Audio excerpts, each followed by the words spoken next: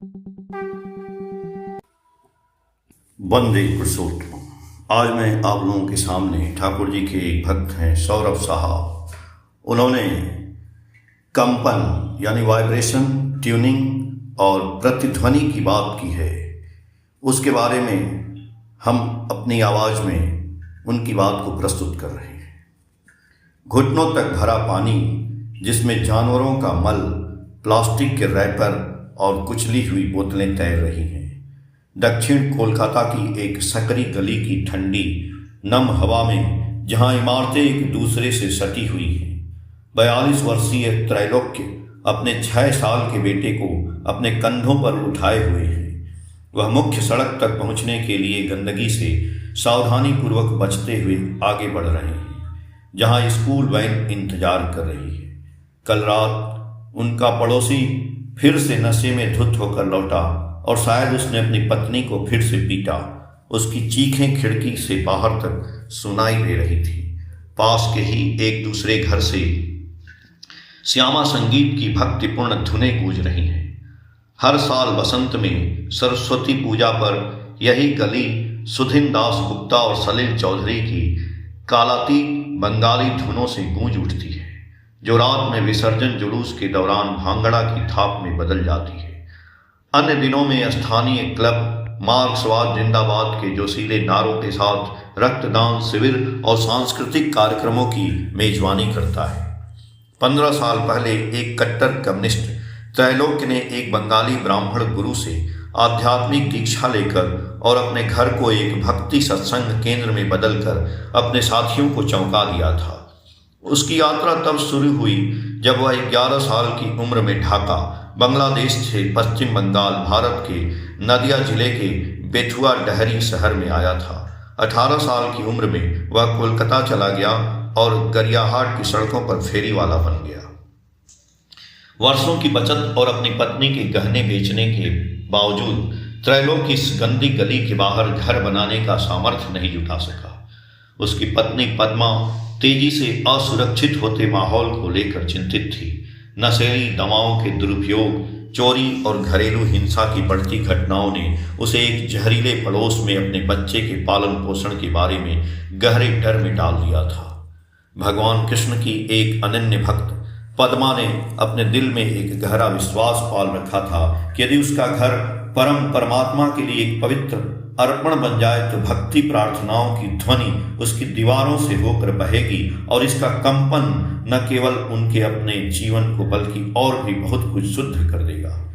शायद यह उनके आसपास के लोगों के दिलों में पैठ बना सके, भीतर जमी हुई जंग को नरम कर सके, उसके भीतर की गंदगी को धो सके और अंततः पूरे प्रदेश को शांति, स्वास्थ्य और कल्याण के अभयारण्य में बदल सके।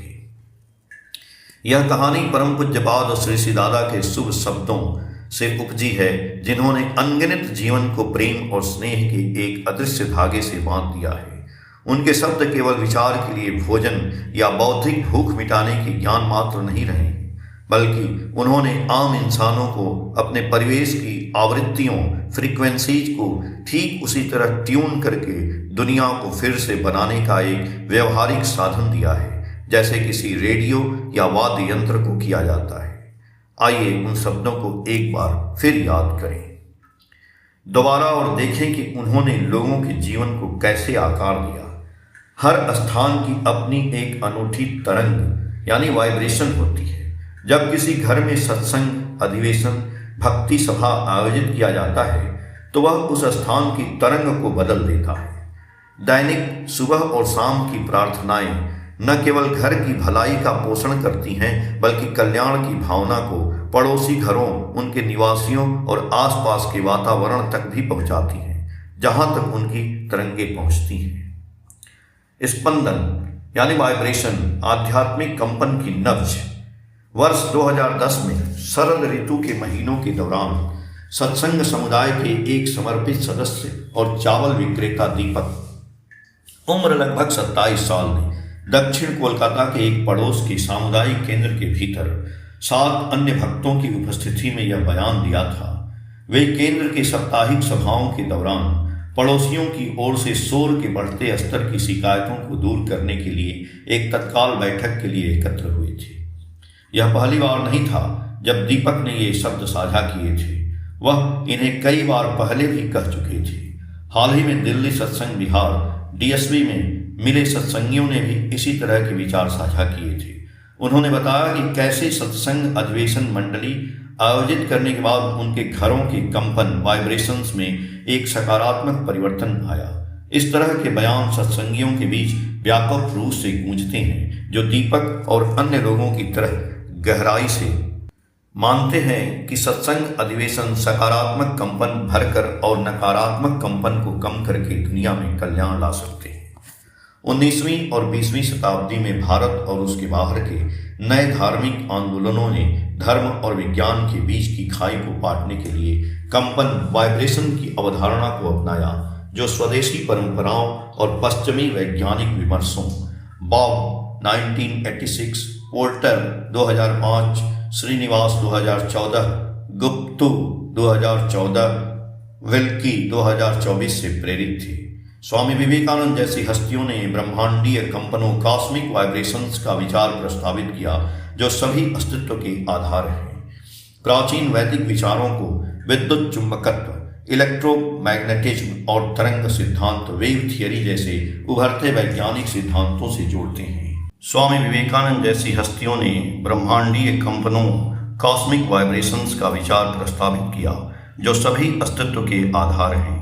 प्राचीन वैदिक विचारों को विद्युत चुंबकत्व, इलेक्ट्रोमैग्नेटिज्म और तरंग सिद्धांत वेव थियरी जैसे उभरते वैज्ञानिक सिद्धांतों से जोड़ते हैं।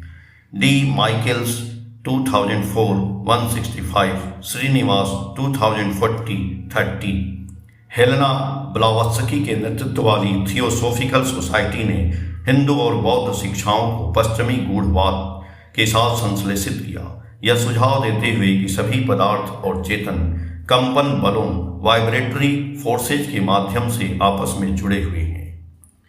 रुडबर्ग 2010 इस विचार को न्यू थॉट और स्पिरिचुअलिज्म जैसे धार्मिक और आध्यात्मिक आंदोलनों द्वारा आगे बढ़ाया गया, जिन्होंने प्रस्तावित किया कि कंपन न केवल भौतिक वास्तविकता बल्कि मानव चेतना और आध्यात्मिक अनुभवों को भी प्रभावित करते हैं। अर्बन 2011 ऐतिहासिक रूप से यह काल समुदायों की आधुनिकता के साथ जुड़ने के तरीके में एक बदलाव का प्रतीक था। जैसा कि विद्वान वेब कीन 2007 ने धार्मिक अनुभव की भौतिकता पर अपने काम में उल्लेख किया है, धार्मिक समुदायों ने टेलीग्राफी, रेडियो और विद्युत चुंबकत्व जैसी आधुनिक तकनीकों और वैज्ञानिक भाषाओं का उपयोग आध्यात्मिक संचार और दिव्य कंपन के रूप में किया, जिससे पता चलता है कि कैसे तकनीकी विकास को धार्मिक विश्व दृष्टि में आत्मसात किया गया था। स्पंदन या कंपन की अवधारणा, जैसा कि सत्संग के संस्थापक श्री ठाकुर अनुकूल चंद्र द्वारा प्रतिपादित की गई है, उसे एक ऐसे ऐतिहासिक मोड़ के भीतर रखा जाना चाहिए जिसने 20वीं शताब्दी के शुरुआती औपनिवेशिक बंगाल में धार्मिक परिवर्तनों, वैज्ञानिक विमर्श और तकनीकी नवाचार के बीच परस्पर क्रिया देखी। यह ऐतिहासिक क्षण 3 महत्वपूर्ण घटनाओं द्वारा आकार लिया गया था, अर्थात पहला, हिंदू मुस्लिम सांप्रदायिक तनाव का तीव्र होना, दूसरा, सुजनन विज्ञान का उदय और भारतीय धार्मिक आंदोलनों के साथ इसका संबंध, और तीसरा, रेडियो तकनीक की खोज और प्रसार, रेडियो का प्रसारण। दूरी के पार अदृश्य तरंगों ने ठाकुर की आध्यात्मिक जुड़ाव की पहले से ही सहज और महसूस की गई समझ के लिए एक ठोस सादृश्य अलंकार प्रस्तुत किया, जिसमें एक शिष्य को गुरु के साथ उसी तरह ट्यून तालमेल बिठाना चाहिए जैसे एक रिसीवर अपने आसपास के वातावरण के स्पंदनों वाइब्रेशन के साथ प्रतिध्वनित होकर एक ट्रांसमीटर के साथ संरेखित होता है। स्पंदन का यह विचार जीवित प्राणियों और वस्तुओं को कंपन आवृत्तियों से बना हुआ मानता है, जो ब्रह्मांड की नैतिक और आध्यात्मिक नींव को आकार देते हैं। साथ ही उन्होंने कीर्तन या भक्ति संगीत के स्पंदनों के माध्यम से नैतिक सुधार और आत्मा की शुद्ध आत्मा पर जोर दिया। यहाँ कंपन केवल एक अमूर्त सिद्धांत नहीं था, बल्कि एक भौतिक और नैतिक शक्ति थी, जो नैतिक सह आनुवांशिक मोरल कम जेनेटिक परिष्करण का कारण बन सकती थी, जबकि लोगों को एक उच्च ईश्वरीय रूप से निर्धारित आवृत्ति के साथ तालमेल बिठाने में सक्षम बनाती थी। हिंदू और मुसलमानों के बीच सांप्रदायिक तनाव को दूर करने के लिए ठाकुर ने आध्यात्मिक प्रतिध्वनि के साधन के रूप में ट्यूनिंग और कंपन पर जोर दिया।